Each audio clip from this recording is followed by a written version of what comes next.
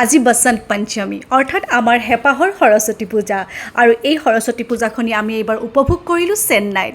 Assamese spiritual ছ'চাইটিয়ে খুব সুন্দৰকৈ আয়োজন কৰিলে পূজাখনি। আহক তাৰে কিছু দৃশ্য আপোনালোকক দেখুৱাওঁ।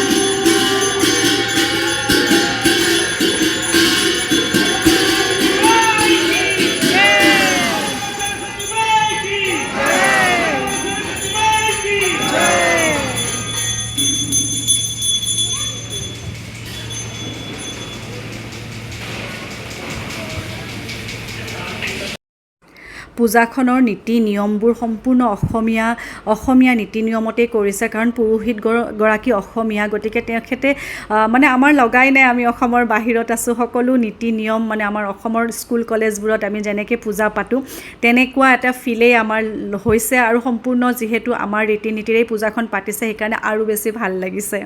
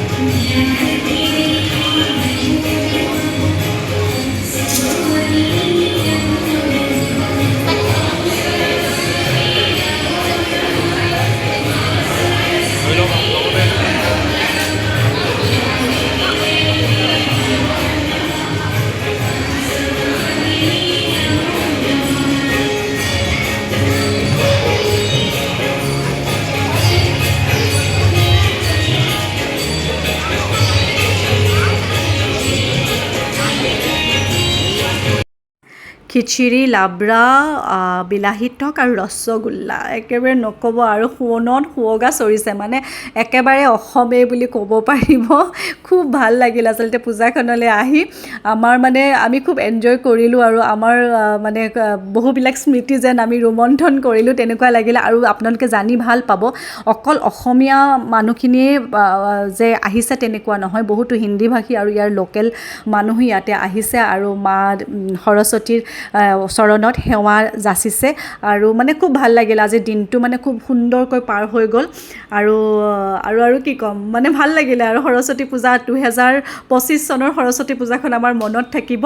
আৰু মই উদ্যোক্তাসকলকো মানে খুব ধন্যবাদ জ্ঞাপন কৰিছোঁ যে এখন পূজা পতা ইমান সহজ নহয়, বহুত কষ্ট কৰি তেখেতসকলে পূজাখন পাতিছে, আৰু আগলৈও যেন পাতি থাকে আমি তাকেই কামনা কৰিলোঁ।